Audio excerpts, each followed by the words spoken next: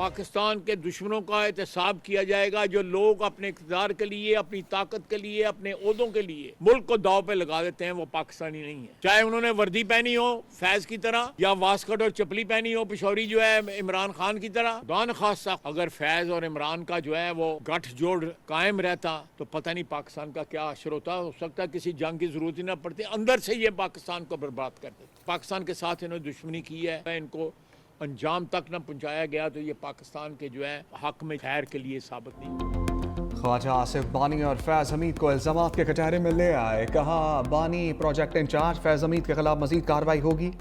आज भी साजिशी अनासर बानी और तहरीक इंसाफ को इक़्तिदार में लाना चाहते हैं। फैज़ हमीद के खिलाफ और भी चार्जेस हैं, मजीद कार्रवाई होगी। फैज़ हमीद ने 2017 में नवाज हुकूमत को बरतरफ कराया। फैज़ हमीद को अपील का हक है, नवाज शरीफ को नहीं मिला था। 9 मई के पीछे फैज़ हमीद का दिमाग था, मेन पावर PTI ने दी। बानी और फैज़ हमीद का गठजोड़ रहता तो मुल्क तबाह हो जाता। किसी ने वर्दी पहनी हो या वास्कट, सबका एहतसाब होगा। PTI हुकूमत ने ही तालिबान को वापस लाकर आबाद किया। अभिनंदन की गिरफ्तारी पर फैज़ और बानी की कांपे टांग रही थी।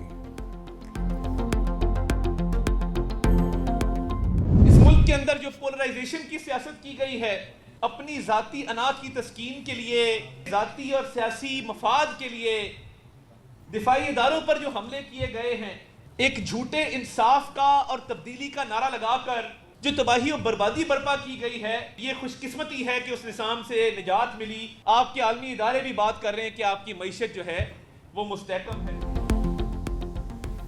वज़ीर इत्तलात थाड़र के तहरीक इंसाफ पर लफ्ज़ी वार तकरीब से खिताब में कहा, PTI ने मुल्क में किरदार कशी और नफरत की सियासत को फ़रोग़ दिया। तब्दीली का नारा लगाकर मुल्क में तबाही लाई गई। साजिश के जरिए नौजवान नस्ल को गुमराह करने की कोशिश की गई। ज़ाती अना की तस्कीन के लिए दिफाई इदारों पर हमले किए गए। तहरीक इंसाफ ने मुल्क और मईशत को शदीद नुकसान पहुँचाया।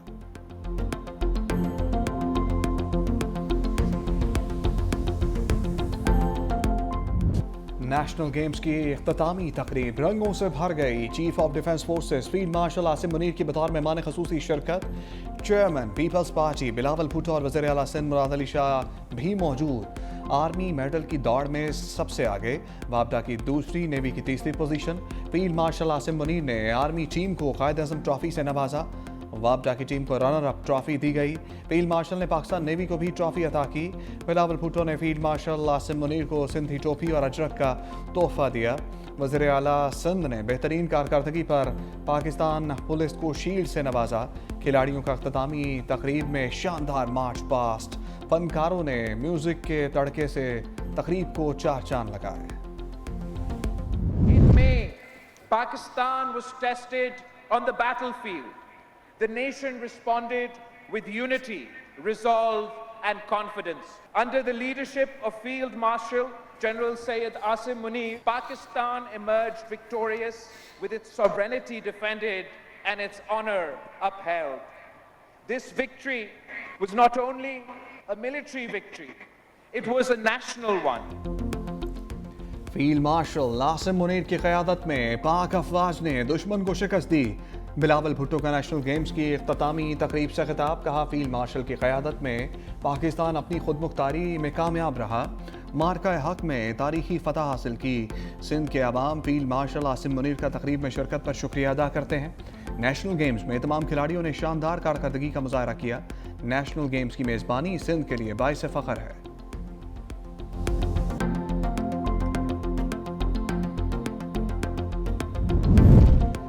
सदर आसिफ जरदारी का तख्ते लाहौर में पड़ाव। कहा, सिंध का मॉडल तमाम सूबों में लागू करना चाहते हैं। सिंध के हेल्थ सिस्टम की वर्ल्ड बैंक ने भी तारीफ की। बिलावल हाउस में पार्टी रहनुमाओं की मेल मुलाकातें। गवर्नर पंजाब सरदार सलीम हैदर सदर मुमलिकत से मिले। पंजाब से मुतालिक अहम अमूर पर ब्रीफिंग। सदर आसिफ अली जरदारी को दरपेश मसाइल से आगाह किया। सदर मुमलिकत की रहनुमाओं को अवामी राब्ता मुहिम तेज करने की हिदायत।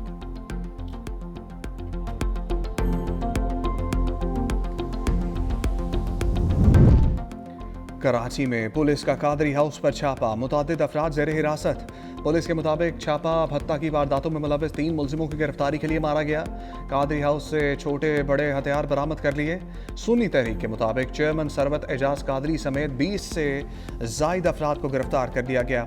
पुलिस ने सरवत एजाज कादरी को हिरासत में लिए जाने की तरदीद कर दी है।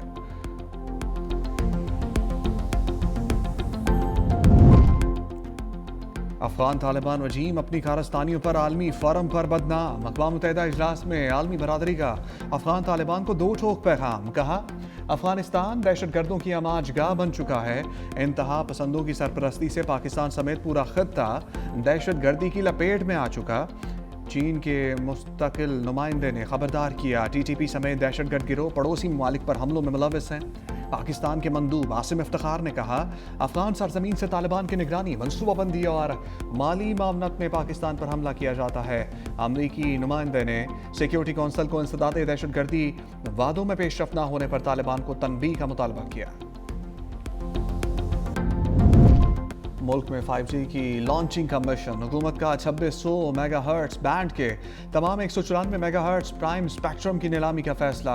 अदारा के मुताबिक क्लीन स्पेक्ट्रम की शर्त पूरी ना होने के बावजूद 5G स्पेक्ट्रम की नीलामी होगी। प्राइम स्पेक्ट्रम के 194 मेगाहर्ट्ज में से 140 मेगाहर्ट्ज का मामला अदालत में है।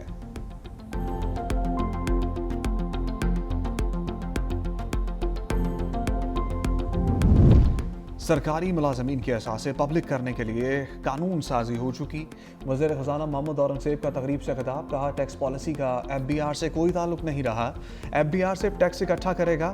हुकूमत करोड़ों नौकरियां देने का वादा पूरा नहीं कर सकती। मईशत चलेगी तो मुल्क चलेगा। अलमिया है, मुआशी पॉलिसियों में रोज़ तब्दीली होती है। तनख्वाहदार तबके पर इजाफी बोझ है। प्राइवेट सेक्टर को मुल्क को लीड करना होगा।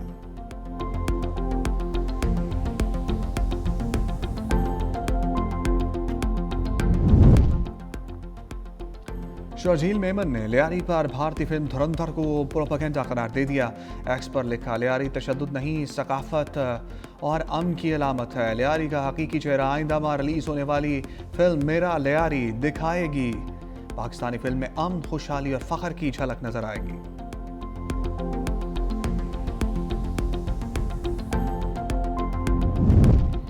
इस्लामाबाद के नवा में नामालूम अफराद की घर में घुसकर फायरिंग। 2 खवातीन जाँ बाग, 1 जख्मी।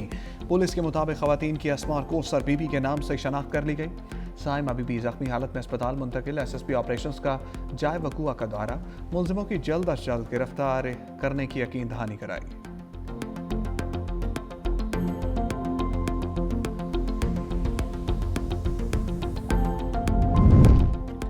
तलाक के 3 रोज बाद अज़वाजी ताल्लुकात पर ज़्यादती का मुकदमा खारिज। लाहौर हाई कोर्ट ने केस खारिज करने का हुक्म दिया। जस्टिस तारिक सलीम शेख ने करार दिया कि मुस्लिम फैमिली लॉज ऑर्डिनेंस के तहत तलाक 90 दिन मुकम्मल होने से कबल कानूनी तौर पर मौसर नहीं होती। इस मुद्दत के दौरान अज़वाजी ताल्लुकात को गैर कानूनी करार नहीं दिया जा सकता। तलाक के बाद 90 रोज़ के अंदर शौहर को तलाक मनसूख करने का हक हासिल होता है। इस मुद्दत में निकाह बरकरार तसव्वुर किया जाता है। रहीम यार खान पुलिस ने 1 साल कबल ज़्यादती का मुकदमा दर्ज किया था।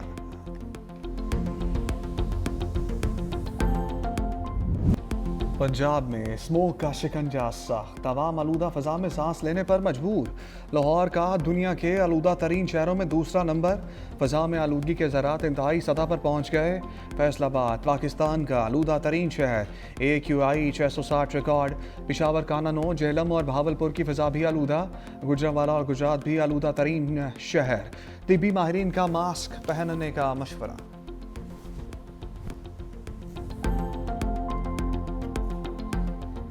बादलों ने खुश्क सर्दी के खात्मे की प्लानिंग कर ली। महकमा मौसमियात की बारिशों के 2 स्पेल्स की पेशगोई। मरी, आज़ाद कश्मीर और गिलगित बल्तिस्तान में बर्फबारी का इम्कान। 19 दिसंबर को मगरबी हवाओं का नया सिलसिला दाखिल होगा। बर्फबारी से नारान, कागान और कालाम की सड़कों पर फिसलन का खदशा। शदीद बारिश और बर्फबारी में लैंडस्लाइडिंग का खतरा।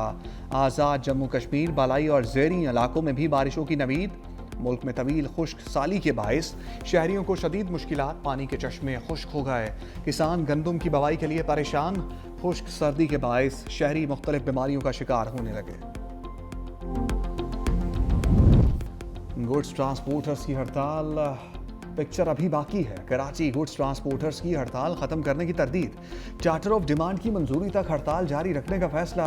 General secretary goods transporters association Nadeem Akhtar Rai कहते हैं, मुकदमात और गिरफ्तारियों से हड़ताल खत्म नहीं होगी। इससे मुतालिक हतमी फैसला कराची से किया जाएगा। गुड ट्रांसपोर्टर्स एसोसिएशन की मोटरवेज बंद करने की धमकी।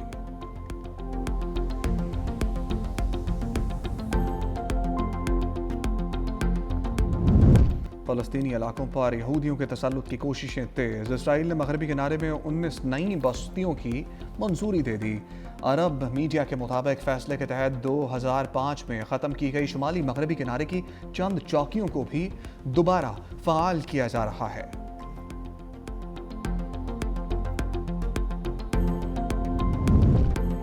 बागी और रवायत चिकन शायर जॉन एलिया आज भी दिलों में जिंदा। बरजस्ता कलाम, सादा जुबान, अछूता मजाज, मुनफरिद असलूब और धीमे लहजे के शायर की 94वीं सालगिरह जॉन एलिया ने उर्दू अदब को नई जहत से रोशनास करवाया।